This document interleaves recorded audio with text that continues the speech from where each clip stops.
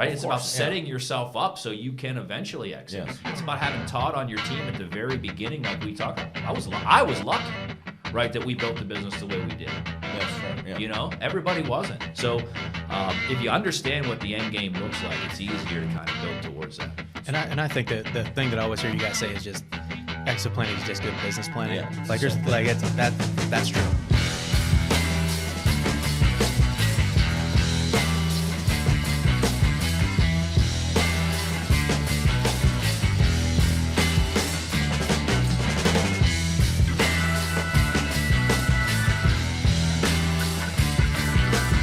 Hey, everybody, and welcome to the Exit Is Now podcast with me, your host, Scott Snider, hanging out with a couple of gentlemen that I think are pretty well known in certainly in the EPI community, coming in from Pittsburgh, right, or outside of Philly. You said outside of Philly. You guys are all over the place, though. Yeah, outside of Philly. Outside of Philly, and then right in our backyard. Although he wore a Pittsburgh Pirates, I think. Is that a Pirates shirt? Yeah, that you? Bucko shirt. Yeah. So we had a couple of Pittsburgh folks I was telling you on the show. And they gave me a lot of shit about the Browns. So I don't know if we're going to go there today. But welcome, Scott and Todd from REAG. Thank you guys for coming in and spending some time with us. I think I talked to you about this a lot, Scott. It's really cool getting reacquainted with you guys over the past several years. I'd like to call you friends now. And sure. I remember years ago when I think I had met you first at like the Cleveland chapter launch of EPI. And then a few years later, I guess a bunch of time later, COVID hits. Yep. And we got reintroduced because we really needed an instructor for our new online program. And given a lot of people were unwilling to travel or couldn't travel, you were in the backyard, right? Yeah. And though you knew us, we weren't as close as we were today, Right. as we are today. Sure. And I will always have, like, in all seriousness, like a very nice place for you in my heart, if you will. I know you don't like the mushy stuff, but because you really did. Yeah. You have me and your wife share your heart. And nonetheless, in all seriousness, that was a big step up. So, and since then, we've kind of built a really nice relationship. They're our title partner at the summit, a strategic partner, faculty member, and I think that a partner that many CEPAs should consider on their exit planning team. So we'll kind of dive into that. But big year. I've actually tried to get you on the podcast before with your boy Bobby Kingsbury, but he always cancels on us. He's an important guy. And so what I thought was cool though, in looking at you two and having you come back in, particularly this year, is you guys are celebrating 20 years as a firm. Yeah. So that's like a huge deal, man. That's amazing. Yeah, we were just talking about that yesterday, actually. It seems like 20 years, but it doesn't. I would assume time flies. So how did you guys meet? College? We're high school buddies. High school buddies, huh? Yeah. Yeah.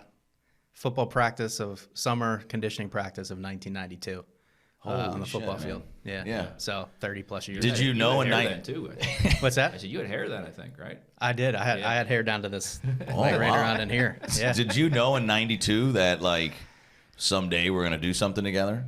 Like how close were you guys in high school? I think in high school, we always talked about, having a business together. Yeah. I mean, it wasn't like we were thinking we're going to go start an investment bank together. It was more like, hey, let's go do a club or it's stuff that Yeah, right. Yeah. Especially when you're in college. Yeah. You're like, Right. oh, this sounds like a great idea, But yeah, I mean, we talked about having a business together.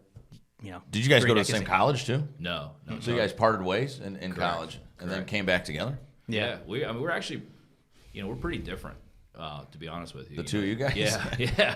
Well, Which he's, is, he's much more professionalized, I would say, better for sure. looking, right? I mean, it goes on and on. Scott's tall. He has a full head of hair. Yeah, but I mean, I think that's something that's interesting, right? Is I didn't realize how different we were until we started a business together. Because when you're buddies and you're friends, you have similar interests. You hang out with people like you, right? Yeah. But as you get to know them more and more, you really learn how different you are. And then you try to figure out, okay, how do we build this thing in a way where you're doing what you do best and I'm doing what I do best and we're still staying friends? Well, Right. exactly. That's one of the reasons I think, in knowing that now, that you guys have known each other since 92 and have kept what seemingly is a really good friendship and partnership. That's, I think, actually quite unique. I mean, you guys are in the M&A space. How many people that you meet own businesses like you? I don't know. I mean, there might be long-term first-generation owners. Yeah. But to be tight like you guys after 20 plus years is Well, pretty yeah, cool. there's nobody that grows up saying, hey, I want to own an M&A firm. right? Like, like Todd was saying. You know, I don't think it was an investment bank, but yeah. You know, I mean, you end up. I mean, most people get trained in it, and then you end up, leaving and building a business in it. Yeah. And we didn't really start that way. I mean, I was trained in a tangential field, business valuations. Right. Yeah. Right. And then we had this philosophy, we had this idea of like, hey, we think this will work, and just applying it to a different market, and we can talk about that a little bit, but yeah. So then we just dove in, and more balls than brains. We let's say that. Yeah. Oh yeah, we're allowed to say that. And so really pushing the limit. So yeah, we just started doing it and figured it out as we went. To be honest with you. So what was the moment you guys remember where? Because where were you at, Todd? Because you were at what, E&Y? I was at E&Y. And where were you at?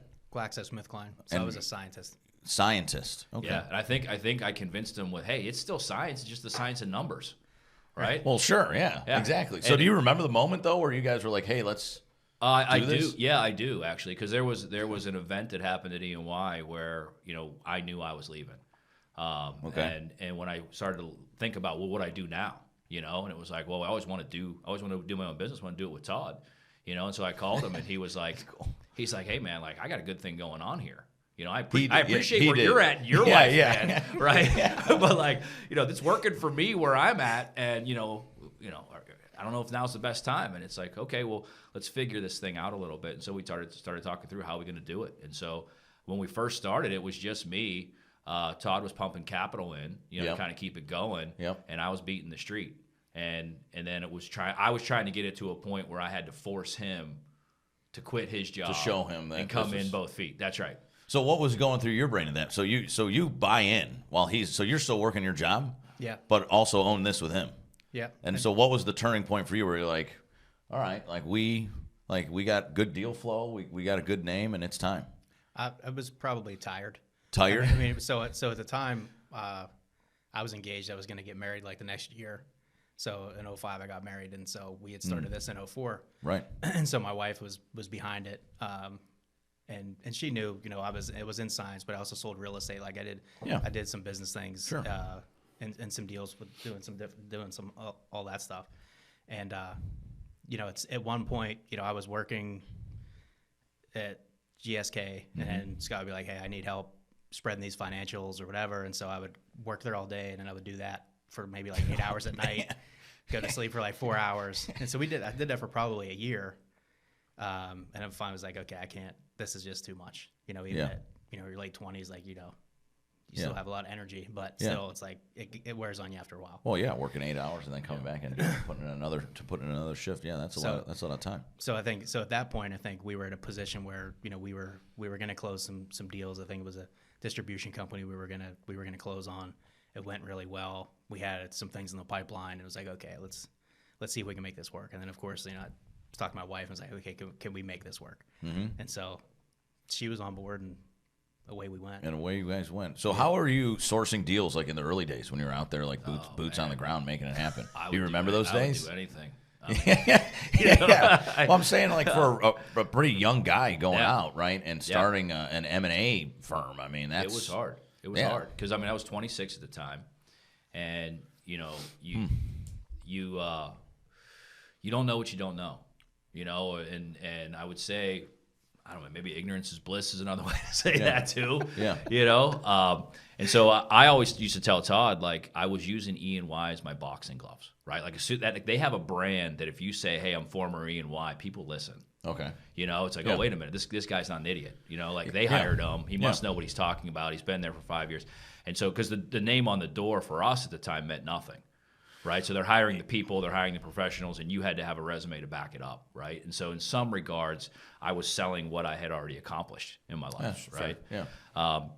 And so at that point, and then that's part of the reason why we did it is I remember having a conversation with Todd. It's like, hey, they can never take this away from us, right? We got these jobs, with, having known and not less. So what are they going to say to us, right? We went out there, we took a risk, we did something we thought we could do, and oh, by the way, even if we fail, that's all right. I mean, you did something, you tried. Yeah. So I really didn't have a lot of fear. It was just you got to keep hunting. You're just on this hunt constantly. We got to find clients. We got to find clients. And if you think about our business, there's 2 levels of sales in our business. You got to sell the first time to get the client and have inventory, right? Have something to work on, have something to sell. And then you got to sell the business and move it out the door. Mm-hmm. So that revenue cycle is long in our business. I remember. Because remember when I first met you, I had sold my company. I was working with my dad a little bit, and that was his cycle too. It was like you would bring in new business, but then you would work the business, and then you'd sell, or in our case, we would partner with somebody like you to sell. But then it would be gone, so you would have to keep refilling that hopper. It was kind of a grind. So if I go back to the comment where I said I had more balls than brains, it's like I never thought through the revenue cycle before we started. Right, like we never sat down and had that discussion. You know, like, well, wait a minute, are we going to be able? Do we have enough capital to work through the first cycle, you know, or the second cycle? And what happens? Like we were just like, man, let's go. And that's the beauty of being 26.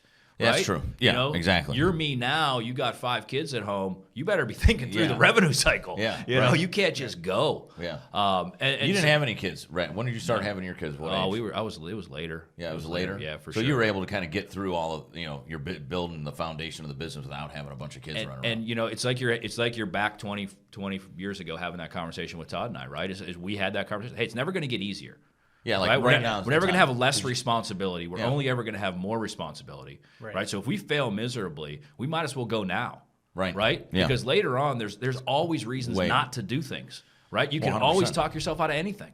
So let's go. Now you have a partner, right? You guys are both married, right? So now you got to really, like, I guess you already kind of had that because you were getting married when you decided to come over. Because now it's not just about you, right? Now you have, to your point, you have a wife, you have kids, and it's a lot harder. Well, we're all married. We spend half our time trying not to get divorced, right? Do something stupid, right? Exactly. You know. Do you guys? So when you guys were thinking about doing this, or when you actually were out there doing it, I would assume what you kind of talked about a little bit, Scott. Reputation had to be big. Like I couldn't imagine having like a 26-year-old walk in and say, "Hey, I want to sell your company." Yeah. And they go, "What do you know about selling?" I got a son that's your age. Yeah. I remember if he wasn't the first guy that hired us, he was pretty close. And we were, he was a pretty tight suit guy, very formal, and he was grilling me, just like basically prove to me you could do this, And I remember looking at him and I said, listen, I know I'm not the only guy pitching you. Yeah. Right? There's guys older than me, more experienced than me that are also pitching you. But I'm telling you what, you got to hire me. It's a no-brainer. And he's like, why? And I said, well, let's look at it like this, right? That guy's got a big fat bank account. Mm-hmm. He gets your deal done. He stacks that on top in his bank account. Big deal. He's fine without it. You're dealing with me. I don't sell your business. I don't eat. Yeah. All right? It's that simple. Right? So who do you want to work with? The guy who needs to get this done for you to eat, or the guy who you're just another couple bucks in his bank account? It's your call. So think about that evolution, though, guys, from like that conversation to now pitching, because now you could be competing with somebody that was originally you, like another young guy that goes, "Hey, I'm going to go out and start an investment bank and go out," because you can't pitch that anymore. Right. He's like, I'm not 26, and the evolution of your pitch too. But 100%. But now being 46, I've realized that you can rationalize any argument. That's true. Ever, right? In the world, it's all how you pitch it. It's all how you spin it. Right. So now we're selling our experience. Right, we're selling our track record. We're selling what we've done. Yeah, because now we have it. We didn't have it before, so we had to sell what we had. But the culture still at REAG is that you're gonna outwork anybody. I mean, that's just it. You could sense it when you hang out with you guys too. That you guys do. That is how you go to market for an owner. And that was really the crux of how we started the business and how we even got our first deals done. Was just we took the calls that nobody else would take. Yep. Do you remember the first business you guys sold? I think it was a Quiznos, wasn't it? Probably. A Quiznos, like the sub place, the sandwich place. You take what you could get, man. Yeah. You got to eat. Yep. Yeah. A franchise, huh? I mean, I remember the first one. I remember the first guy that screwed us over. I remember. Yep. I mean, I remember the first legitimate, what we thought was a legitimate deal was with distribution company. Yeah. Like a last mile type of company. Yeah. And so, but yeah, I mean, the company was based on working harder than everybody else. I mean, that's how we grew up. And so we've been able to continue that with the folks that are with us now. Today. And there's another part of that too that we talked about before. That when you sit here and think about it, right? It's that reputation element, right? There's certain things that we've never bent on. That we are the exact same firm, right? And it's and it's something. I don't think we did this on purpose, but it was the conversation your dad had with you. How many years ago about. Don't embarrass the family name, right? Like the name, the name's what you got, right? And that's it. And it is whatever you make it is, right? And that's how we treat the name on the door. you know? And so we started that, and so now how do we pitch clients? Well, listen, it's very simple, right? We have a brand, right? We have a way we do things. We care about the people. We care, like, we're not going to tell you we can do something that we can't get done. If I can't get it done for you, I'm going to tell you that, and I'm not taking it on. Right. You know? Yeah. Because I don't want to tell you I can do something. You have this expectation of us, and then we let you down. That's who we are then. Yeah. Right? We're guys that don't perform. Right. And so to Todd's point of, it's like, hey, you know, we're careful about what we take. If we can't help you, we'll tell you. We'll send you over to that kid. That kid might be your better bet. Yeah. Right. You know? Yeah. And I think having that perspective now is just very valuable for us. You know, we're very careful about, we're still super aggressive. I mean, don't get me wrong. You know, but you know, You've been around us Yeah, I've been before. around you guys enough. yeah. But we're gonna make sure that when folks are talking about who we are and what we do, that it's the way your kids could be sitting there. Yeah. You know what I mean, and they'd be proud of you. Did you guys ever think about like a franchise, like a Trans World or a Murphy or anything like that? We Or did, Sunbelt? we did, but that's not who we are, Right. right? Like to me, that's not all that different than working for somebody else. I mean, yeah, I'm with you. I am know? with you. You still kind of report to you have some guidelines, right? That's it's right. It's not as fast and flexible as maybe Yeah. your own. You're truly your own thing. There's is. benefits to it, but Yeah. you know, could we have moved faster if we had more structure and somebody gave us the systems? Yeah, that's why I asked. Probably, yeah. But are our systems better because we built them ourselves and we learned the hard way? And that knowledge of learning the hard way, I mean, that's invaluable now. You know, But if you also think about when we started 20 years ago, yeah, all this stuff didn't exist the way that it is now. Right. You know, like if you think back a decade, you know, the acronym of lower middle market, LMM is new. yeah. You know, Well, when that's we one first of my- started, like that wasn't a thing. Nobody cared about those businesses. You know, it's like now they understand that it's an inefficient market and you can get outsized returns because the market's inefficient. Yeah. Right. Yeah. But 10 that's years ago, one of nobody cared. the 20-year history too. And that's one of my questions, right? It's like, so this year we debuted the State of Owner Readiness results, right? It's like I think a time where the market is changing, where we're seeing more Gen Xers, people all of our age, coming into ownership or owning. I think they're a little different than baby boomers.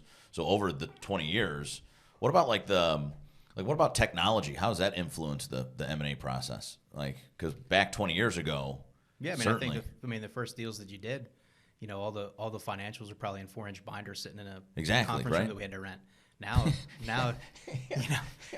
you know, Yeah. and you had to have, you know, since Scott's taller, he had to be standing in front of the door so nobody walked to the bathroom with a exactly. with a tax return or something, you know. Right. But now it's everything. You know, we can do it much more seamless with Yeah. virtual data rooms, with all that, getting information. We don't have to have someone scanning in 100-page document Yeah. to get it in electronic form. Everything just comes over. We can organize it better. It makes things a lot faster. Yeah. You know, and it gives the buyers, you know, time to actually analyze the data rather than, you know, trying to fight to get it. Yeah, I could imagine. Like, and it gave you probably a better national presence, right? I mean, at least from a cost-effective standpoint, because in the old days, right, and if you had to do some due diligence, you'd have to fly. If Yeah. the business was in Texas, you were flying there, versus getting their financials digitally and being able to kind of do your own analysis. I would assume that it's actually been influenced quite a bit Yeah, I mean, by tech. I mean, from a technology standpoint, we've always tried to have that as part of our business. You know, I think there was an old school way of doing it, but, you know, we always had it where, you know, somebody would send us a packet of information, and we, you know, first thing we'd do is scan it in, you know, Right. so that we had it electronically and we could move it around. And so even down to like video calls and stuff like that. Yeah. I mean, we were early adopters of Skype and just different things. When Skype, when man. COVID hit, it didn't change anything for us. We were already built for COVID. Because that's how we started the business. That we started at 100% virtual. We've never had office space. It's not how we roll. Yeah, right. That's because you're outside of Philly, then Jacqueline's in Pittsburgh, and yep. you're here. Yep. So like, Yep. You guys So are- everyone was scrambling to adjust to the quote what unquote new was up. normal. Yeah. And it was great for us because now, you know, whereas before someone might be judging how successful you are by the fact that you're working from home or that you don't have office space, Yeah. when COVID hit, that all stopped. Yeah, man. Maybe you should teach that course. You know, like, Yeah. how do you make that happen? Yeah, and there was a paradigm shift where people, you know, we try to convince people a lot of times that, you know, we don't always have to do stuff in person. Yeah. We were happy to go see new clients. We're happy to go, you know, kick off engagements and stuff like that. But You know, if you had a new client that was in, you know, Chicago or whatever, you had to jump on a plane and go see them face to face. Which is all great. You know, it's great to go have dinner with them, meet them, and understand the whole thing. But you know, some of those initial calls, you could take care of. You know, much more streamlined over Zoom, and so once COVID hit, you know, people were okay with that, and then they realized, I think too, that they got some of their time back. You know, right. And so they didn't have to go to the airport 2 hours early and all this other stuff. You know, so. So if you go back all the way to when he was at GSK and what he did there, and I was like, you know, when he explained to me what he did, and he's got to break it down into terms that I can understand and comprehend, right? Because I'm not a scientist. Yeah, right. And so basically, I remember you said to me, you're like, well, basically what I do is I take a 6-pack and I figure out how to turn it into a keg. Right? And I'm like, now that I understand. Yeah, now I get it. Right. And I'm like, what does that mean? And he goes, well, listen, it's not like baking, right, where you double the recipe and you get twice as much. Right? When you're dealing with pharmaceuticals and you put more of something in, it changes everything. Yeah, it changes everything. Right? So basically my job is I figure out how to scale things. Right? And so when we started building this thing, you know, Todd always had scale in mind. Right? Like, how do we build it so that we can scale it? Right? And he's told me for 20 years, like, hey man, it's great that you have all this stuff in your head. Right? But if we can't teach it to somebody else, right? If we can't get that knowledge out there, we can't build systems around it so that we can build an actual business, then this is all about you. And this can't be all about you. It's got to be about the name on the door, right? And so he had that mentality from the very beginning. And that's where I go back and say to you, when COVID hit, I mean, dude, Todd had us like in this beautiful spot where it was, we were allowed, I mean, we took advantage of it. For lack of a better way to say it, we took advantage of it. You seem to ground him quite a bit, you know, like we always formalize him a little bit. Yeah. Somebody has to. Right? Well, we always, and it was kind of a misnomer, but we always talked about him being the gas pedal, me being the brake pedal, right? Okay. And I think early on that was probably true. Now I think over the years, like, we understand, you know, it's not all gas and all brake. You know, That's fair. It's just, you know, there's this. I know there's certain things that I could want it all I want, but I know he's not going to do it. Right. You know, and the same things that he could something and he knows I'm not going to agree with it. So we know now, you know, after, you know, over the years you have these conversations for 5 hours debating this or that, you know, and then you realize kind of where you're at. And at the end of the day, I mean, I think we're better because of it. You know, absolutely. You know, those conversations are 5 minutes now. Right. Because we know how to deal with each other. You know, I understand how he views the world, how he thinks about things. And if I want to make an argument for something, I know what I have to overcome because I know what he's going to hang up on, right? And if I can't come with that argument, it's probably a bad idea. Right. You know? And the same thing. Was it like that when you first started though? No. Like, was there some growing pains for you guys? Well, it's like we said earlier. I mean, I didn't know him that well. We were friends. Yeah. For a long time. But how you deal with your buddies and your friends is totally different than how you deal with your business partners. Exactly. Yeah. You know, and so we almost had to get to know each other all over again in some instances. You know, and you know, one of the things too, it's funny if you think about the evolution, and this is part of the thing is being 20 years later that you have to adjust to even still is he's not the same person now that he was 20 years ago. Well, right? That's true too. You grow, you change, you evolve. That gas pedal, brake pedal. I mean, maybe still. Right? But we used to always say it takes 2 pedals to make the car go. Right? You can't run the car without both pedals. Now it's like, you know, there's times where 20 years ago he would have stood on that brake pedal with 2 feet when I said certain things, you know? Now he'll be like, it's a good idea. Good. Go for it. And I'm like, wait a minute, dude. Like, wait. Don't we have, you know? Well, you know, and I go, hey, man, different. You don't have to convince me. Like, we're already I'm already. Can we move on, man? I got stuff to do, all right? Yeah. And so I think that's just, and now I think it's, we understand, you know, that we're both gas and brake. Yeah, together. For certain things. That's right. And that makes things a lot smoother. So along this 20-year journey too, you guys make a couple acquisitions of your own, right? 13 and 14. Yeah. What was the? If you say so, it was a 13 or 14. I think it was. Yeah, I think it was. Yeah, these guys don't even remember. Time flies. I had to do my research, you know. But I think I just found it interesting because at least the story you tell on the website, right, is you guys made an acquisition actually in November of 13, and then a year later in November of 14. And so, what was the thought process behind that? I think it was scale. Scale, yeah. But I think you know, REAG has evolved over the 20 years too. You know, from what we expected it to be to what it is today. Okay. And so you know, those acquisitions were specific to those time periods. You know, we saw some things in the market that we were trying to take advantage of. We were trying to add, you know, different skill sets and things like that. And so those things kind of fell into our lap. Yeah. And so we made the decision to pursue those. But I mean, I don't know how much we really utilize any of that stuff now, but at the time it was at the time it made sense. Add-on, Yeah. All right, so I got to switch gears here. I want to talk a little bit. At the beginning of the year, we launched the 2023 National State of Owner Readiness Survey results, and I think that if you read the report, it really tells a pretty unique story, I think, and something I think is actually quite exciting for the future. So I'd like to get your guys' perspective on it in kind of that M&A market. So we will do that right after a quick break. Stick with us. For business owners, by a business owner. Walking to Destiny is your essential resource for understanding what makes your business highly profitable and significant. It becomes a business owner's handbook to know how to rapidly grow value and ultimately unlock the personal wealth trapped in business. Exit Planning Institute CEO Christopher Snider demonstrates how strategic exit planning will help you achieve improvements today while positioning you to build wealth for generations. Secure your success along other value creators. Discover, prepare, and decide what your walk to destiny will ultimately be. If executed correctly, these strategies can grow a business owner's wealth by 10 times. Walking to Destiny, the second edition, the 11 actions an owner must take to rapidly grow value and unlock wealth. Get your copy today at www.walkingtodestiny.com. Hey everybody, welcome back to the show. So I wanted to switch gears. As I was saying before the break, we debuted the National State of Owner Readiness results, had 4 major observations a part of that, and we're seeing a little bit of a market shift. So given these guys have been in the business for 20 years, I wanted to see kind of what they thought. So what we were talking about a little bit about during the break was, I would assume, and I mean, maybe my assumption's a little wrong, but that back 20 years ago, some of your first clients were the what you were saying, the founder owner, maybe that first gen, maybe that typical baby boomer.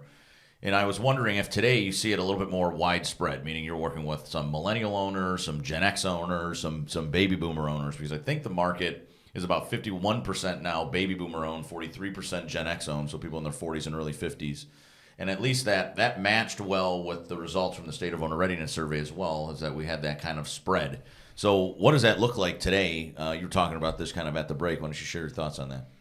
Yeah, I mean, I think, you know, early on we did a lot of Main Street businesses, and that was probably the founder-owned businesses. Now, you know, 20 years later, a lot of it is more the executive team, the C-level folks, so CEOs and CFOs that are looking to, you know, do some strategic planning, whether that's growing through acquisition, whether that's recapping, something like that. And so that's a lot of where our clients sit now, not so much the founder. I mean, we still do that, I think those folks are probably baby boomers. Yeah. I mean, I don't know how much we do with the millennials or the Gen Z. I think those folks are probably, the stuff we deal with isn't very sexy. You know, like when you talk about manufacturing. Speak for yourself, buddy. You know, industrials and like metalworking and printed circuit boards, stuff like that. Yeah. And so those businesses are all great, and they're really where we excel. But so I think, you know, most of what we deal with is probably the baby boomers and the Gen X folks. It's tough to really figure out how much of the things that we see that are different are a function of the evolution of our business versus the market itself. True. Yeah, right? Like that. Like it's hard. It's hard to figure that out. That's know. But I think the one thing that is cool, at least for us right now, is, you know, we're selling businesses that we help people acquire. You know, we've been in the game long enough. That we're seeing the evolution. Like we get clients again that we've had 20-year relationships with. And now they're ready to sell. Yeah, like we've done 4 buy-sides with them or something, right? We've helped them acquire 4 or 5 companies, and they're coming back and saying, hey, we want to spin this one off. You know, and it's like where we, you know, go back to the beginning of the discussion. We had to pitch that guy, you know, as a 26-year-old and get him in here, right? Now we went through the whole journey with him, right? We've helped that management team acquire 4 or 5 companies.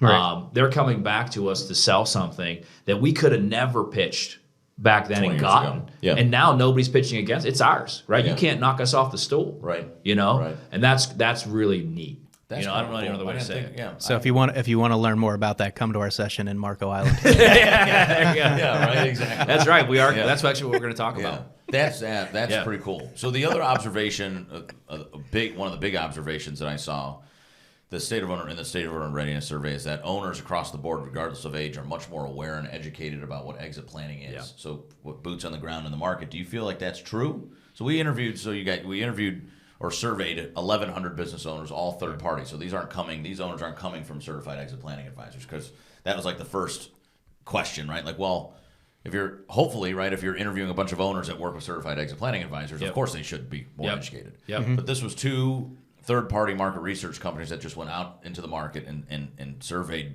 business owners. And there's a whole section in the State of Owner Readiness Survey all about awareness and education. So do you guys feel that the owners that you work with are more educated than they were 20 years ago about what exit planning is?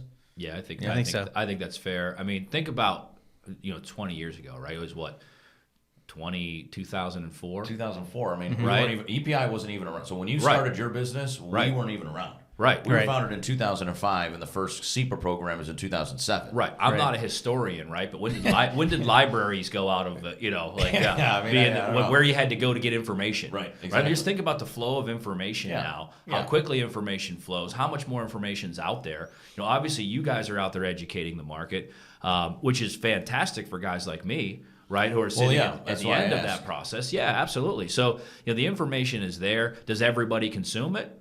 No, right? But that's what we're all out there doing, because if you go back to the, our core values, if you will, right? We want to help people.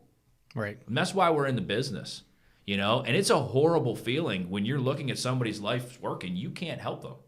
Yeah. You want to, Yeah. but you're doing them a disservice if you take their money and tell them you can accomplish this task when you can look at it and it's not getting done.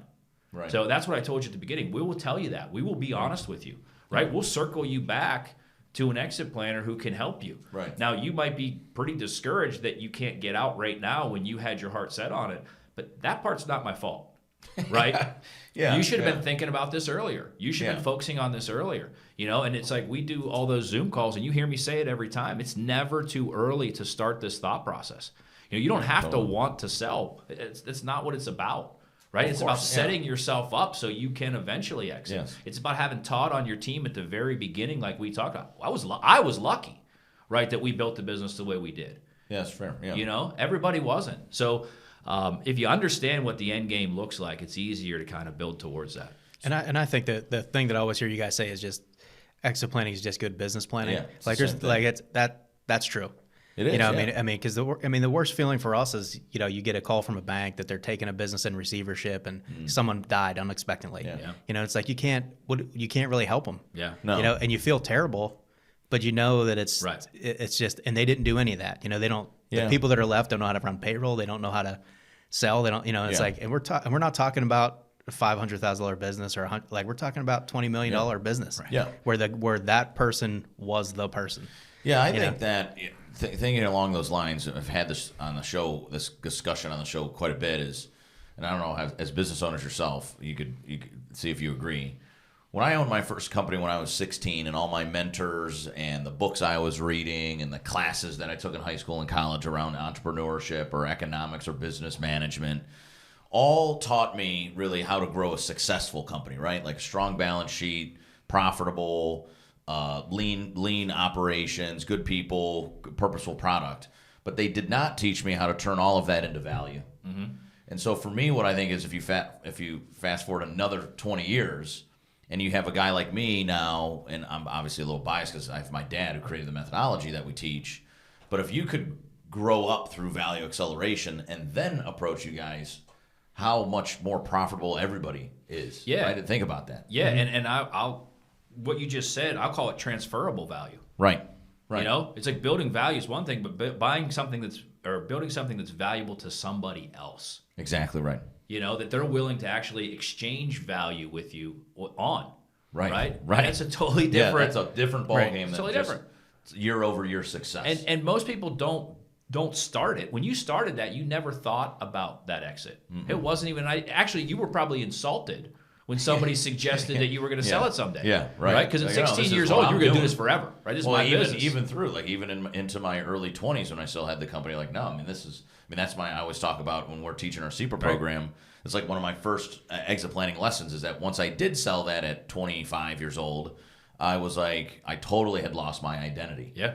Because to your point, right, I didn't really think about life without M&S Connection Landscape. I was a landscaper. That's what I did. And at the time I was married. We were thinking, I had just gotten married. We were thinking about having kids, and I was like, yeah, my son's gonna run this mower one day. Yeah. So we should get the Kelsey brothers in here for this podcast, right? And because Jason's about to go through this too. Yeah. Right. Oh, yeah. That's right. He just announced his retirement. Yeah, it's the same thing. That's his identity. Yeah. That is very, very Business true. owners are the exact same. Yeah. So the other thing that we saw, the other observation inside of the State of Owner Readiness Survey, tell me if you think this is true, is that when we were founded in 2005, EPI was founded on a book called The $10 Trillion Opportunity, right? So Pete and Rich, investment bankers, and did a research project on owners, came out with a $10 trillion opportunity, saying the silver tsunami, right, of baby boomers is going to equate to $10 trillion in wealth. If you look at the stats and make some assumptions with the stats that we have from the State of Owner Readiness Survey and other national surveys, we find that 75% of business owners in the State of Owner Readiness Survey said they wanted to exit in 10 years, and 45% in the next 5. So how does that impact our market? Do you think it's going to be that quick? It looked like, so baby boomers, right, are all turning 60 years old this year. So they're kind of in that retirement age, if you will. And then it looks like from our study that people between basically 40 and 54 years old then are accelerating their exits. These are going to be like your boomerang people that sell their business over 10 years and then buy another business and sell that and buy another business and sell that. So do you feel like that is upon us, that type of market where we're selling almost $9 trillion of wealth in 5 years? That's a tough one. I mean, I'm gonna say it depends because I remember reading that book. The original. Yeah, back in the day, Yeah. and everybody was excited, but things happen, right? I mean, you have the the downturn of 08 and 09, right? And so that elongated that exit push, because that's fair. That all changed. The credit markets dry up, in 08. That has issues, that go through till probably 2010, and then you still have 3-year window where people are trying to make back all the money they lost. So I mean, you're just constantly pushing that window out. And so I think you have that, plus you have COVID, you have all these other macroeconomic forces that probably elongate that window. So I mean, there was some correction there with the years private equity had recently, right, to correct some of that, right. But have we burned off that $10 trillion backlog, if you will? Right. No. It has not happened at the it has not happened at the rate, when you started in 05, it hasn't happened at the rate that we all thought it would. No, not at all. Not even close. I mean, even though I thought Pete and Rich, right, were visionary, were like kind of progressive thinking and whatnot, the boomers were just too young back then, right? That's right. Think of 20 years ago, my dad would have been like 55, no, he would have been 45 years old. Like, he wasn't selling his company. And the way that generation is built, they're grinders. Exactly. They're holding not company tapping out 30 early. years. No. You got it. They're going to sell when they're ready to sell, right? More emotionally ready. Like, I want to go, I compare it to like an athlete, right? That's right. And my body's run down. I want to do some other things in life. I think I feel it's time to retire. Right. So that didn't happen back then. That's right. So if you think about that group, if they are wearing down, right, now they're starting to build that business a little bit different. We're starting to make those changes so that they can operate that business differently, right? And that's all the stuff that we teach and we talk about here. Absolutely right. Absolutely right.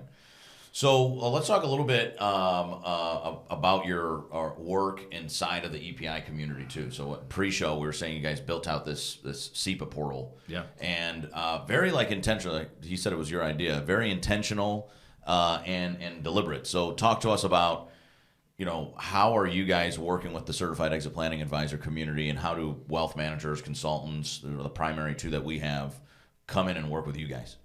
Yeah, I mean, So it really was a team effort. I mean, I appreciate it, but at the end of the day, I mean, we talk to CEPAs every month, the people that go through the course, and we try to reach out to them and just try to be a resource as much as we can. And so what I took was just on our weekly calls and the things that Scott shared with me, a lot of his conversation that he has, and it's very similar conversations with a lot of them. And I said, well, let's think about how we can make this more efficient, right? If they're asking for certain There's things, that theme again, right? Trying to make our business more efficient. Scalable, efficient, all that stuff. Yep. So if we understand, if you're getting a lot of the same questions, tell me what the questions are, and then let's work with our marketing team to put some stuff around that, some collateral, some content. And so that's what culminated into the CEPA portal, was somewhere to say, hey, we want to support the CEPA community as best we can, the EPI community as a whole. Here's a place on our website where you can get information readily. It's readily available. It's easy. There's no paywalls. We don't need to get your email address and stuff. Typically, I already have it.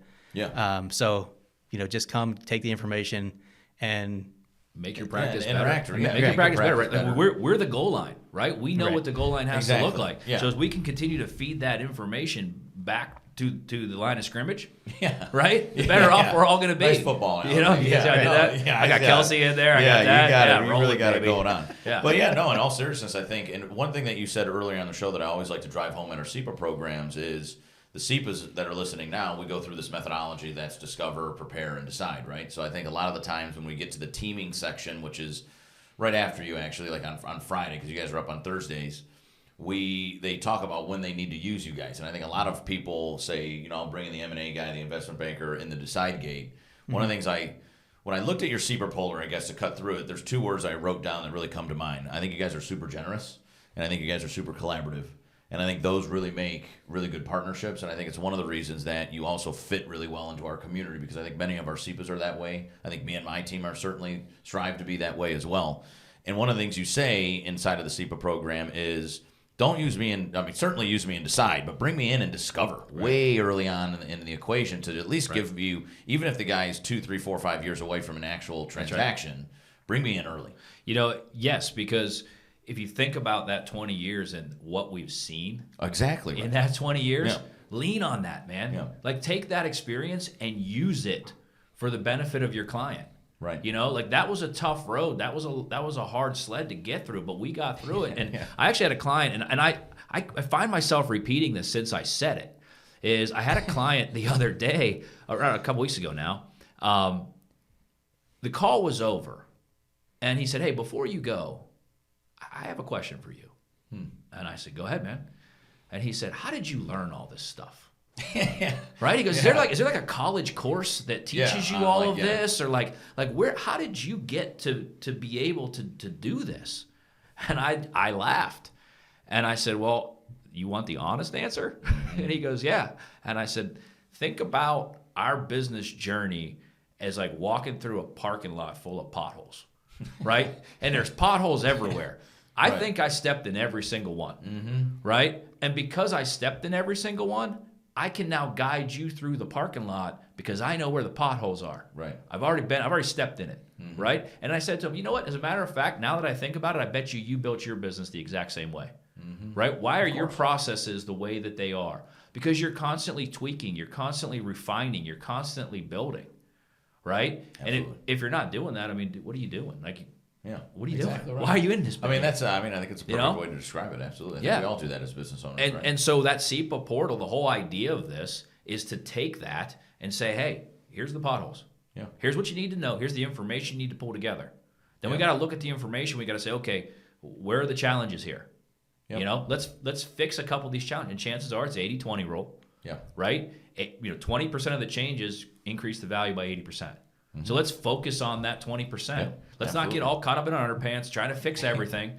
Right? We only have so much time, limited resources. Let's focus on the heavy stuff. Yeah, absolutely. Right? And that's what the idea of the CEPA portal really is. Yeah, I think it's incredible. So CEPA or non-CEPA, our listeners, go navigate into their website and check that out. We'll probably leave it in the show notes or something too, because I do think as I was preparing for the show, I told you guys going down that rabbit hole in there. There's a ton of stuff, and your market updates in there. Your Q1 market update is in there right now. It just occurred to me that we'd be terrible business owners and terrible marketers if we didn't mention it was REAG.com. Well, sure, right? They would kind of almost have to say that, right? We're hyping it. Yeah, we're right. We got to tell people what it is. It's going to pop up on their screens if they're watching. All right, cool. Just check it on the YouTube or LinkedIn.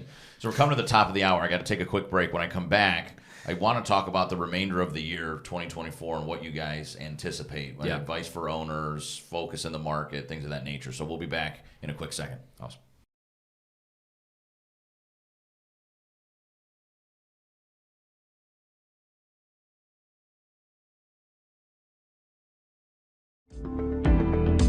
The Exit Planning Institute is the authority in exit planning. With its award-winning process, the Value Acceleration methodology provides deep insights into how to help business owners create more significant companies while blending and aligning their business, personal, and financial goals.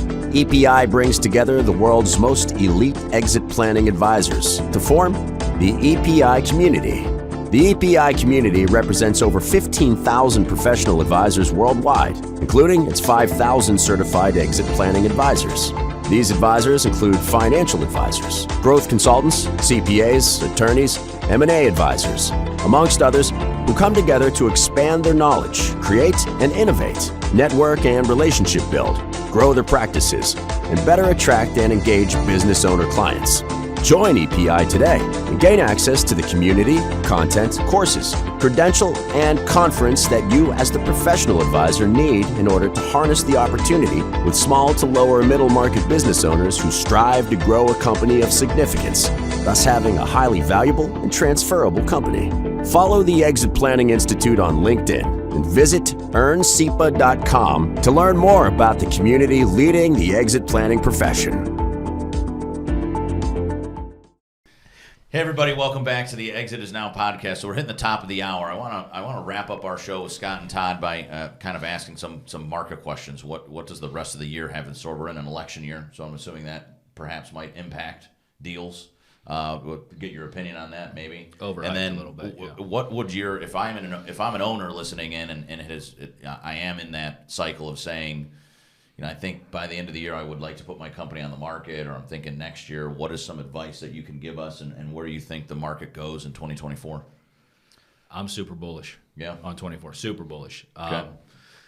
I think, and we were talking about the CEPA portal a little bit ago. We did a market update with you guys, and of course. the video's on there, and I'll say the same thing I said there is, last year the data looks bad at a macro level. I did see this. Yeah. Yeah. But it's a certain segment of the market. The very large stuff, the large cap deals, the international deals, they weren't happening as much. But in the lower middle market where we were at, it was still a lot of action. I mean, it was a very good year. And I think, you still have tons of capital sitting on the sidelines, right, that needs to be put to work. It has to be put to work. I mean, it's been raised.